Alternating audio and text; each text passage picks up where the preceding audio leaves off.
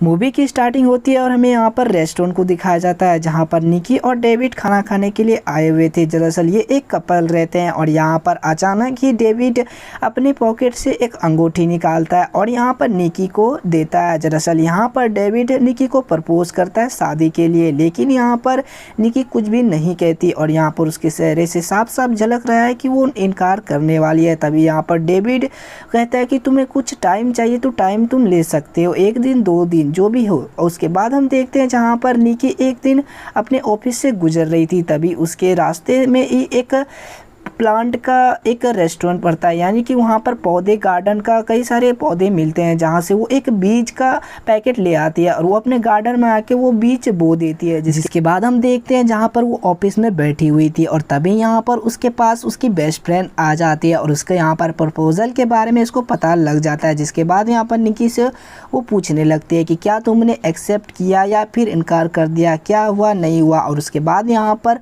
उसको वो सारी बातें अच्छी नहीं लगती, जिसके बाद उसे यहाँ से भगा देती है। और उसके बाद हमें ये बात पता चलती है कि उसे 3 साल के बाद किसी लड़के ने प्रपोज किया है। जिसके बाद वो घर आती है और यहाँ पर वो नोटिस करती है कि वो जहाँ पर उसने उस बीज को बोया था वहाँ से एक हाथ निकल रहा है जो कि टेढ़ा एकदम पौधे की तरह दिख रहा है। जिसके बाद उस मिट्टी को वहाँ पर वो साफ करने लगती है और वहाँ से एक आदमी यानी कि एक लड़की का चेहरा निकल कर आता है। जिसके बाद वो काफ़ी ज़्यादा शौक और चिल्लाने लगते हैं। उसी के अगले दिन हम देखते हैं जहाँ पर वो लड़की उस ज़मीन से निकल कर उसके रूम में आ जाते हैं, यानी कि उसके घर में आ जाती है और उसके ऊपर एक प्लांट भी लगा हुआ होता है। जिसके बाद यहाँ पर निकी उस लड़की से उसकी आइडेंटिटी पूछने लगती है, तुम कहाँ से हो, तुम्हारा नाम क्या है, तुम्हारे मम्मी पापा कौन है। जिसके बाद पहले तो वो लड़की कुछ नहीं बताती और फिर यहाँ पर वो ज़्यादा फोर्स निकी के फोर्स करने के बाद वो लड़की बताती कि मैं तुम्हारी माँ हूँ और मेरा नाम जोआना है। दरअसल निकी की मम्मी का नाम भी जोआना रहती है और यहाँ पर वो बताती है कि ये जो तुमने बीज बोया है ये एक मैजिक मतलब कि मैजिक बीज है, जिसे कि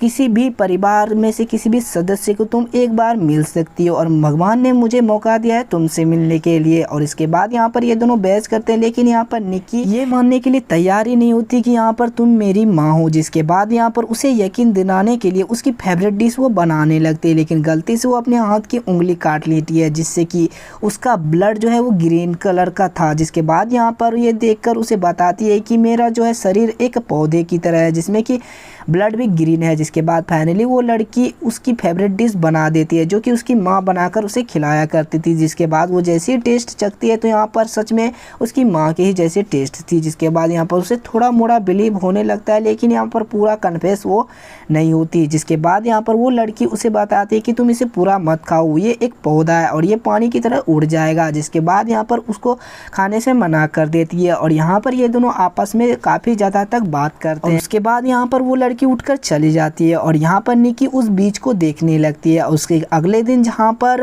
वो लड़की बाथरूम में नहाने लगती है, जहाँ पर उसको पानी के कांटेक्ट में आते ही वो एकदम 18 साल की उम्र की हो जाती है, यानी कि वो एक पौधा था और जो उसको जितना ही पानी मिलेगा तो वो काफ़ी जल्दी से बढ़ती जाएगी, यानी कि वो जल्दी ग्रो करती जाएगी। जिसके बाद वो 18 या 19 साल की हो जाती है और ये दोनों आपस में ही बातें करने लगते हैं। और तभी यहाँ पर निकी के मोबाइल पर डेविड का मैसेज आता है। वो अपने जवाब का इंतजार कर रहा था, लेकिन यहाँ पर निकी अभी भी कंफ्यूज थी कि उसे क्या बताएं या ना बताएं। तभी उसकी माँ बताती कि क्या प्रॉब्लम है, मुझे बताओ, मैं तुम्हारी प्रॉब्लम सॉल्व कर सकती हूँ। लेकिन यहाँ पर निकी उसे कुछ नहीं बताती और बताती है कि ये मेरी पर्सनल मैटर है, आप इसमें दखल अंदाज़ नहीं ही दो तो आपके लिए अच्छा होगा। और यहाँ पर ये बताते हुए निकी यहाँ से चले जाती है। उसके बाद में अगले सीन में दिखाया जाता है जहाँ पर निकी के इस बात को लेकर यहाँ पर उसकी मम्मी काफ़ी ज़्यादा नाराज़ फील करती है और यहाँ पर उस बीज का जो पैकेट रहता है उसमें एक स्टिकर रहता है जहाँ पर वो पहली जिंदा थी, तो यहाँ पर इसी स्टिकर को लेकर उसे काफ़ी ज़्यादा प्यार था। उसके बाद हम देखते हैं अगले दिन का सीन जहाँ पर निकी ऑफिस में रहती है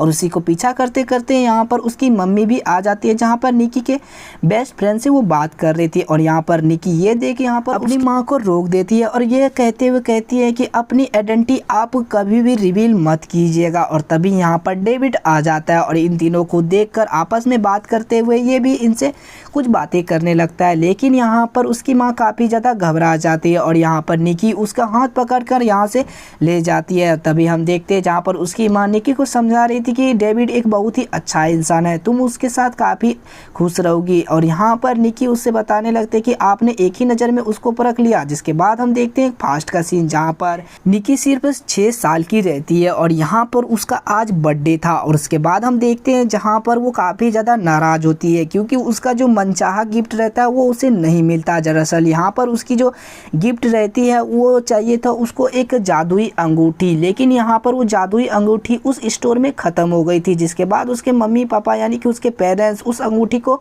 ना खरीद पाए और यहाँ पर उसके बदले में उसे एक मेकअप का सामान देते हैं। लेकिन यहाँ पर ये लेकर वो उतना खुश नहीं होती क्योंकि उसके चेहरे पर ये साफ झलक रही थी। तभी उसकी मम्मी आती है और यहाँ पर निकी को समझाने लगती हैं कि बेटा आज हमारे इधर वो जादुई अंगूठी ख़त्म हो गई है, आज तुम इस मेकअप के गिफ्ट को रख लो और अच्छे से इस बर्थडे को मनाओ। मैं कल किसी दूसरे शहर में जाकर उस जादुई अंगूठी को लेकर तुमको दे दूंगी। जिसके बाद यहाँ पर निकी काफ़ी खुश हो जाती है और यहाँ पर इस बर्थडे को काफ़ी खुशी खुशी से मनाती है। जिसके बाद यहाँ पर सीन शिफ्ट होता है और हमें दिखाया जाता है वही उसकी माँ और साथ ही साथ निकी को, जहाँ पर ये सारी बातें सुनने के बाद निकी को काफ़ी ज़्यादा बुरा लगता है अपनी माँ पर। जिसके बाद यहाँ पर वो अपनी माँ को ही बुरा भला बोलने लगती है और वो यहाँ से चली जाती है। जिसके बाद हम देखते हैं जहाँ पर वो ऑफिस से लौट ही रही थी और यहाँ पर हमें पूरा फ्लैशबैक दिखाया जाता है। दरअसल यहाँ पर जो उसकी माँ का जो डेथ हुई थी वो उसी के वजह से हुई थी क्योंकि उसकी माँ गई थी उसके लिए एक दूसरे शहर जहाँ पर वो अंगूठी ले सके और उसी के बीच में यहाँ पर इसकी माँ का एक्सीडेंट हो जाता है और उसकी गिफ्ट भी ले आती है जो कि खून से लथपथ रहता है। और उसके बाद यहाँ पर हमें दिखाया जाता है जहाँ पर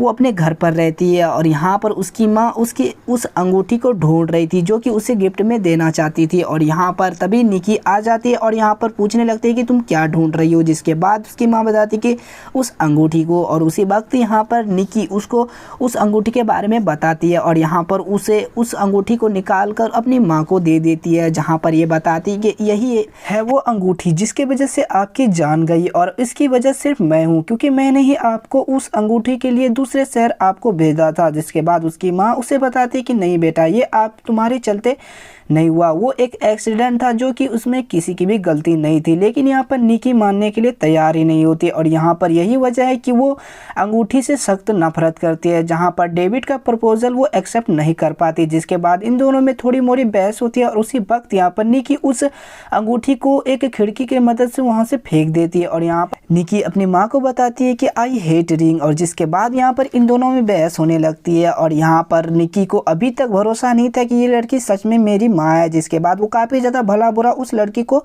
बोल देती है। फिर यहाँ पर हमें दिखाया जाता है निकी को, जहाँ पर उसे अपने घर में मन नहीं लग रहा था, जहाँ पर वो खिड़की से आते जाते और सोए रहते हैं, यानी कि उसे काफ़ी ज़्यादा बेचैनी हो रही थी। जिसके बाद यहाँ पर वो खिड़की की मदद से अपनी माँ को देखता है, यानी कि उसी लड़की को देखता है, जहाँ पर बारिश के मौसम में वो लड़की बाहर निकली हुई थी। और आपको पता है कि वो बारिश के कॉन्टेक्ट में आते ही वो काफ़ी ज़्यादा बड़ी हो जाती है। जिसके बाद उसे एक कूड़ेदान से एक स्टिकर मिलता है, जहाँ पर उसे उस स्टिकर में साफ साफ ये लिखा गया है कि जितना ही पानी दोगे तो वो जो पौधा रहेगा वो काफ़ी ज़्यादा बड़ा हो जाएगा। जिसके बाद यहाँ पर उसे फास्ट का सीन जहाँ पर वो लड़की बाथरूम में नहा रही थी उसको वो चीज़ याद आ जाती है। जिसके बाद वो घबराती हुई एक छाता लेकर अपनी माँ की तरफ बढ़ता है, यानी कि इस वक्त वहाँ पर उसकी माँ जो है वो एकदम बूढ़ी टाइप हो गई थी, यानी कि सेम टू सेम उसकी माँ की जैसे दिख रही थी। जिसके बाद यहाँ पर निकी को फाइनली रियलाइज़ होता है कि सच में आप मेरी माँ हो। जिसके बाद यहाँ पर उसकी माँ बताती है कि मैं उस रिंग को ढूंढ रही, जिसे कि मैं मरने से पहले तुम्हें देना चाहती थी, लेकिन यहाँ पर मैं उस समय तुम्हें नहीं दे सकी अपने हाथों से। जिसके बाद यहाँ पर उस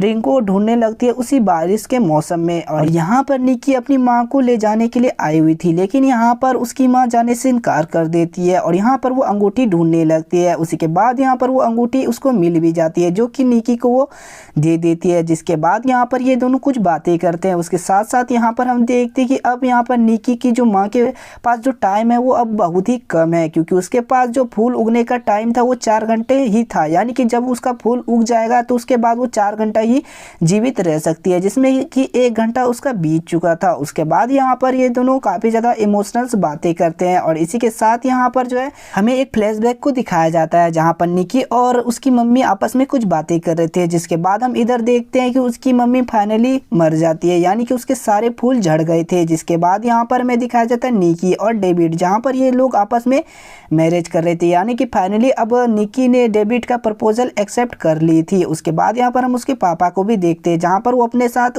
अपनी मम्मी की तस्वीर भी लेकर आई थी। जिसके बाद यहाँ पर निकी अपनी मॉम को बोलती है थैंक यू मॉम। जिसके बाद ये मूवी एक हैप्पी एंडिंग के साथ खत्म होती है। तो दोस्तों आप लोगों को ये मूवी कैसी लगी आप मुझे कमेंट में ज़रूर बताइएगा।